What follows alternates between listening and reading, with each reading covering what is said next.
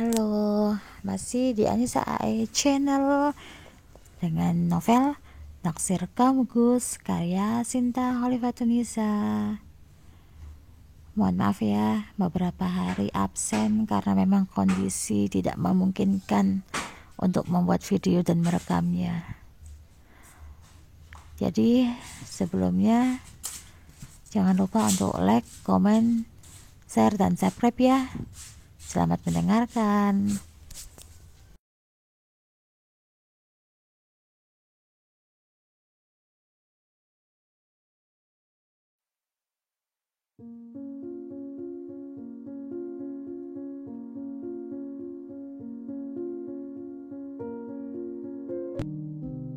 Sepertinya kau telah berencana untuk melukai diriku ini, seolah menyayangku, namun hatimu untuk dirinya. Cuplikan lagu Hatiku Untuk Siapa, Yolanda. Masalah kian runyam, aku bingung harus berbuat apa. Di satu sisi, aku ingin bertahan. Di sisi lain, aku harus mengalah. Tidakkah ingat Gus Zilan menikahiku karena wasiat Abi? Jadi, alasan untuk bertahan pun tak ada sama sekali.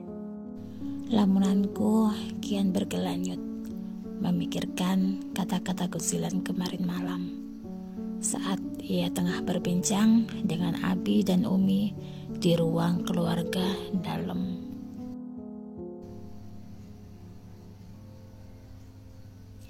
Zilan, apa kamu sudah memikirkan ini semua dengan matang? Sholatlah terlebih dulu sebelum kau melakukannya, Zilan. Abah tahu kamu pemuda yang saleh.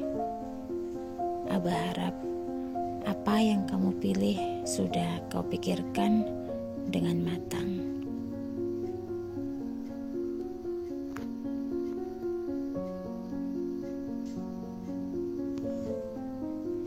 Insya Allah, Bah, Zilan sudah memikirkannya.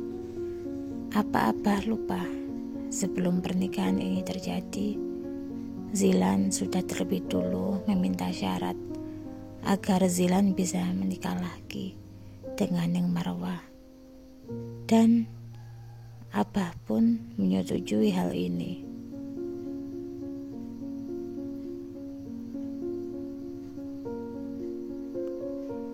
Perkataan Gus Zilan saat itu luar biasa memorak-porandakan seluruh harapanku selama ini. Gus, kenapa?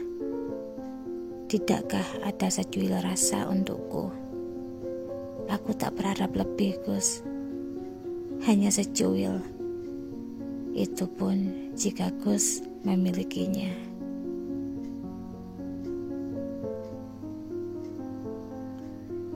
Rah, Naira, Rah. Teriak seseorang yang saat itu mampu membiarkan semua lamunanku saat itu juga. Astagfirullah. Aku tertegun. Sudah ketika mendapati Ulfa berdiri di depanku dengan kedua tangan menyilang di dada. Rah, tak liatin dari kemarin muka kamu kok puyat banget sih. Kamu sakit? Tanya Ulfa yang saat itu sudah duduk di kursi tempatku mendudukkan diri. Aku menggeleng samar. Jika dikatakan sakit itu salah. Namun akhir-akhir ini kepalaku sedikit pusing dan terkadang perutku juga serasa teraduk. Apa aku benar-benar sakit? Lantas aku sakit apa? Kalau nggak sakit, muka puyat itu terus kenapa? Belum selesai Ulfa melanjutkan kalimatnya, diriku sudah berlari terbirit-birit menuju kamar mandi. Sungguh ketika Ulfa berbicara padaku, di saat itu juga aku merasa sesuatu di dalam perutku ingin segera dikeluarkan. Rasa asam pahit pun mendominasi di mulut.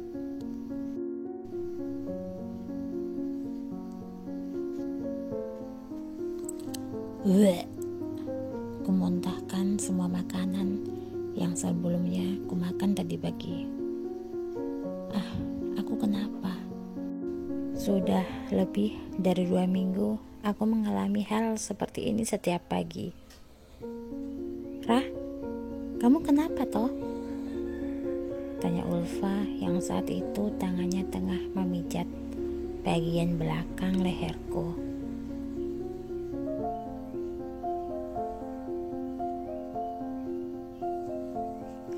Aku menggeleng pelan. Aku gak apa-apa kok, Fa. Mungkin lagi masuk angin.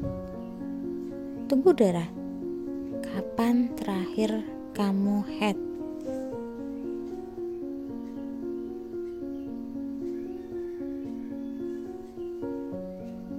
Kayaknya sebulan yang lalu deh, Fa. Aku sedikit lupa. Jawabku pelan. Benar, sebulan yang lalu aku masih head. Namun untuk bulan ini belum sama sekali. Karena biasanya pertengahan bulan aku baru mengalaminya. Tapi ini lebih dari tanggal perkiraanku. Dan sampai saat ini aku belum head juga. Tapi sebelum kamu bilang sama Gozilan, sebaiknya kamu cek dulu, Rah. Aku takut salah. Hanya anggukan kepala yang bisa aku lakukan saat ini. Ya sudah, kalau gitu tak antar ke dalam ya, Rah. Takutnya nanti kamu keliengan di jalan.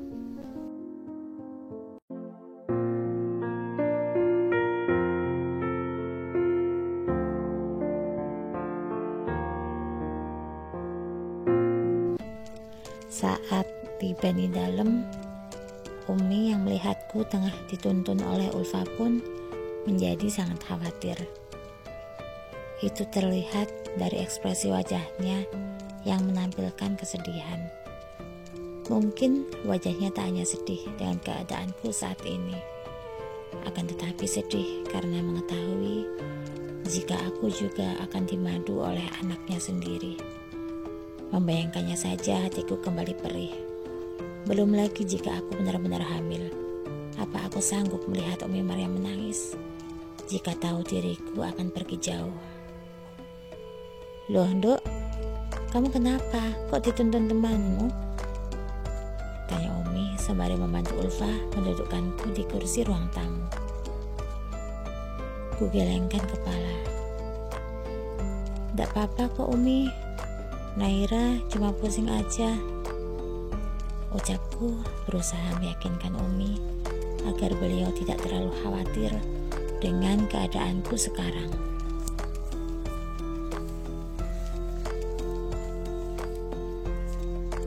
Ya wes, kalau gitu Umi antar ke kamarmu ya, Nduk. Aku mengangguk menuruti kata-kata Umi. Rasanya tubuhku benar-benar lemah tanpa tenaga. Untuk berdiri pun sudah tak mampu lagi. Tapi jika aku terlihat lemah di depan Umi Maryam pasti akan bertambah sedih.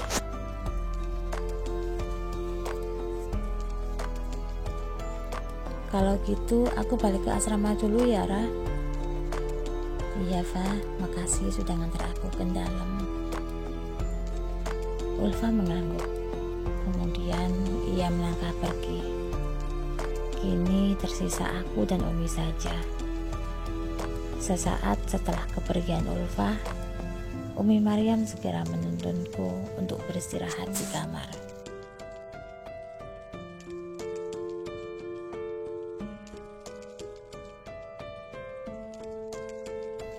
Buat tiduran dulu, Nduk. Nanti biar Umi yang bilang ke Zizan kalau kamu lagi tidak enak badan. Jelas Umi sebelum pergi. Dan ku jawab dengan anggukan. Maaf ya Umi, Naira selalu ngerepotin Umi Maryam terus.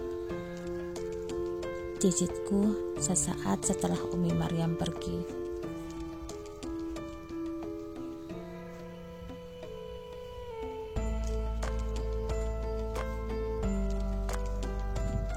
Ku elus perutku yang masih rata. Apa benar aku hamil? Lalu bagaimana caraku untuk memberitahu Gusilan?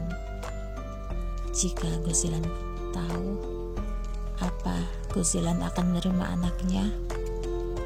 Aku takut, sangat takut jika Gusilan tidak ingin menerimanya. Apalagi alasan berada di sini hanya karena sebuah wasiat dari Abi beberapa tahun lalu, sebelum Abi meninggal. Kemungkinan terbesar adalah jika aku harus pergi dari pesantren, meninggalkan semua kenangan, terutama kenangan bersama Gusilan.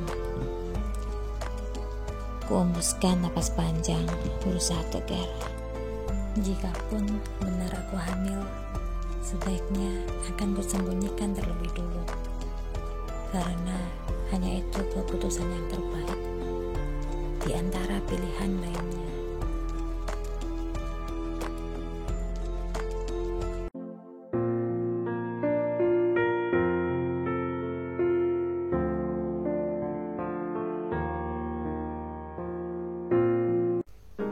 Syukurlah rasa pusing di kepala serta rasa mual yang sebelumnya lebih mendominasi kini berangsur membaik setelah mengistirahatkan diri di kamar.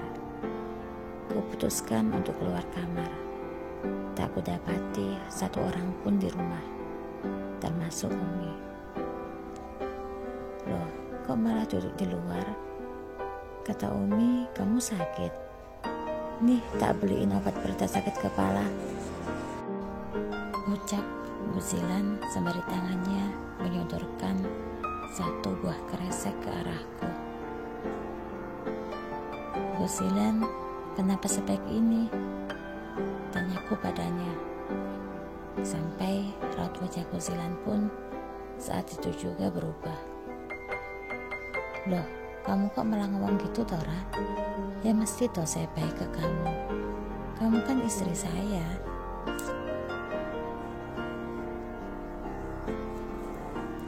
Istri? Apa itu benar, Gus? Lalu kenapa Gusilan ingin menikah lagi dengan Ning Marwah? Apa aku belum cukup untukmu, Gus? Sekali lagi aku melupakan jika Gusilan hanya menerimaku karena sebuah wasiat. Dan untuk perasaan, mungkin tidak ada sama sekali rasa itu di hatinya, meskipun aku istrinya. Loh, kok malah ngelamun?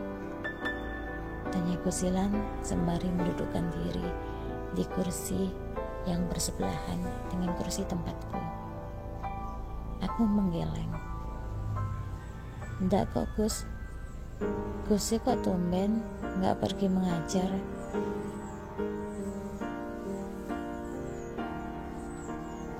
Enggak, Rah, ini mau mengurus beberapa surat-surat penting, ungkap Gusilan yang mungkin tidak sengaja mengatakan segelintir kata-kata yang jelas sudah ku ketahui maksudnya. Oh, aku manggut-manggut berpura-pura untuk tidak peduli dengan apa yang ingin dilakukan Gusilan saat ini.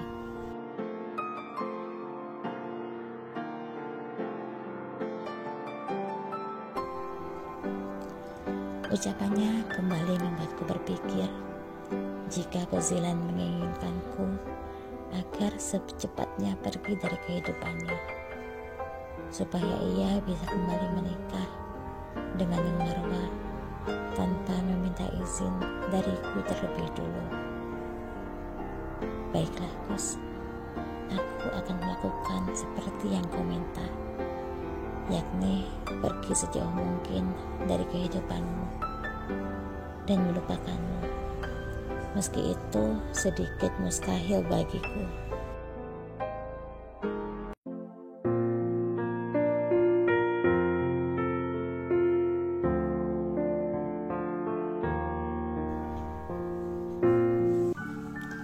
Sore itu suasana mendung. Aku berniat untuk membeli alat tes kehamilan di apotek terdekat. Meski awalnya aku menolak membeli di sana, namun Ulfa terus saja mendesakku untuk membelinya agar aku tahu hasil dari tes itu. Dan aku mengiyakan ajakannya. Kami akhirnya pergi. Tak disangka diriku malah mendapati Guzilan dan Marwah tengah duduk berdua di warung makan yang letaknya bersebelahan dengan apotik yang saat ini kutuju. Ulfa yang tahu arah pandanganku mengarah kemana akhirnya mengerti.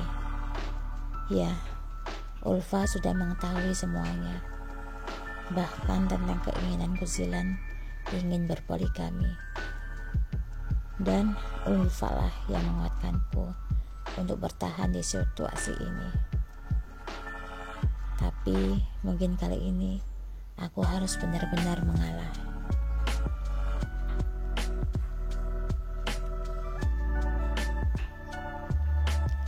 Wes sabar, kali ini terserah kamu. Kamu mau pergi, aku dukung. Kalau perlu, aku ikut kamu. Aku tidak mau kamu kenapa-napa. Apalagi kalau kamu beneran hamil. Aku takut terjadi sesuatu sama kamu. Jelas Ulfa saat aku memeluknya dengan tangis air mata.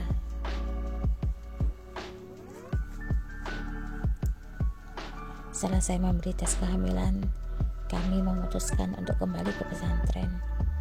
Dan mungkin saja Guzilan dan Marwah saat ini masih di sana. Baik, akan kupersiapkan hati jika nanti harus pergi.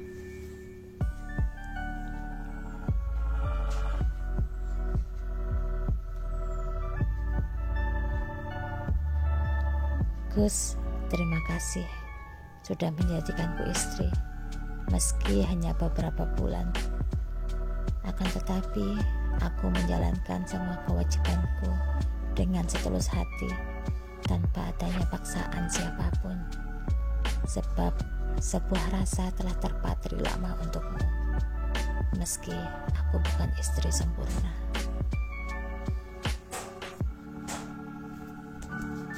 Cuplikan part selanjutnya. Gus, apa boleh saya peluk jenengan sebelum pergi? Tanyaku dengan tatapan mengarah ke kedua bola matanya, menegarkan diri supaya tidak menangis di depannya.